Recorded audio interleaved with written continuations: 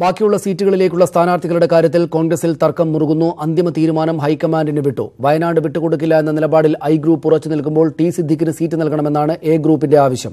Malappuram DCC president V പ്രകാശിനെ സമവായ സ്ഥാനാർത്ഥിയായി വയനാട്ടിലേക്ക് പരിഗണിക്കുന്നുണ്ട്. ഇങ്ങനെയെങ്കിൽ ടി സിദ്ദിഖ് വടകരയിലും ഷാനിമോൾ ഉസ്മാൻ ആലപ്പുഴയിലും മത്സരിക്കും.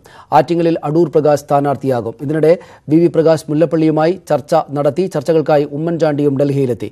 ആന്ധ്രയിലെ സീറ്റ് ചർച്ചകൾക്കായി എത്തിയതാണെന്നാണ് ഉമ്മൻചാണ്ടി പക്ഷേ മാധ്യമങ്ങളോട് പറഞ്ഞത്. ഞാനിവിടെ വന്നത് ആന്ധ്രയിലെ കാര്യത്തിന് വേണ്ടിയാണ്. ആന്ധ്രയിലെ 175 അസംബ്ലി സീറ്റുകളും 25 പാർലമെന്റ് സീറ്റുമുണ്ട്. അതിന്റെ ചർച്ച ഇന്ന് രാവിലെ ഉണ്ടായിരുന്നു. അതിൽ വന്നു. ഞാൻ സെൻട്രൽ ഇലക്ഷൻ കമ്മിറ്റി പങ്കെടുത്തു. പിന്നെ അവിടുത്തെ ലിസ്റ്റ് അംഗീകരിച്ചിട്ടുണ്ട്.